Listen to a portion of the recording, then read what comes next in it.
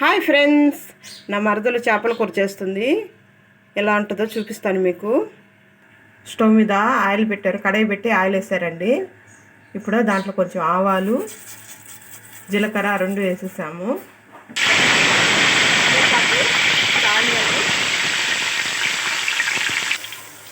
Onion బాగా కొంచెం వేయించుకోవాలి, లైట్గా బ్రౌన్ కలర్ రావాలి. చాలా బాగుంటుంది, ఇలా ట్రై చేసి చూడండి చేపల కూర. కొంచెం పసుపు పొడి, టమాటాలు ఒక 5-6 కాయలు తీసుకోవాలి.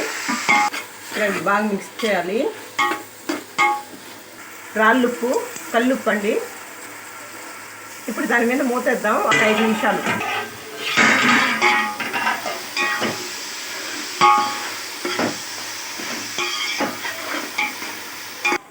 వంద గ్రాముల చింతపండు నానబెట్టారు, ఒక 10 నిమిషాల ముందే నానబెట్టుకోవాలి. ఇప్పుడు చింతపండు గుజ్జంతా పిండేద్దాం.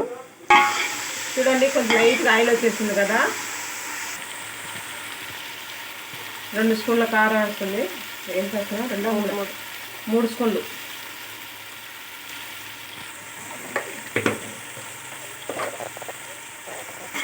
అది బాగా మిక్స్ చేయాలి. చూడండి ఆయిల్ ఎట్లా వచ్చేసిందో. ఇప్పుడు దీంట్లో చింతపండు గుజ్జేసేద్దాం.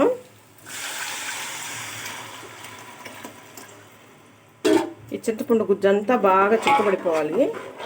అప్పుడే కూర చాలా బాగుంటుంది, టేస్ట్ కూడా. ఈ పులుసు ఉడికిందాక మూత పెట్టేద్దాం.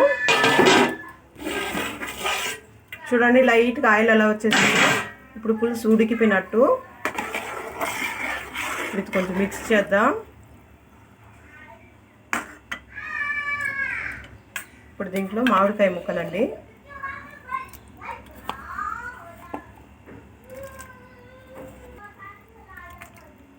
వంకాయలు. వంకాయ చేపల పులుసు అంటే ఎంతమందికి ఇష్టమో కామెంట్ చేయండి. ఇప్పుడు దీంట్లో చేప ముక్కలు వేస్తున్నాం. చేప తలకాయ అండి.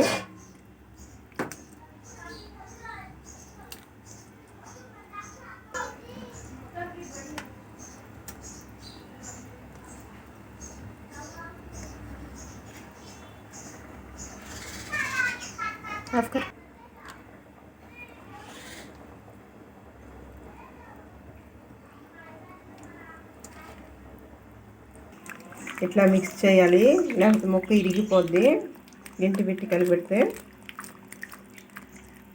ఇప్పుడు దీంట్లో కొంచెం వాటర్ వేయాలి, మళ్ళీ బాగా మిక్స్ చేయాలి. ఉప్పు కారం సరిపోకపోతే ఇంకొంచెం వేసుకోండి.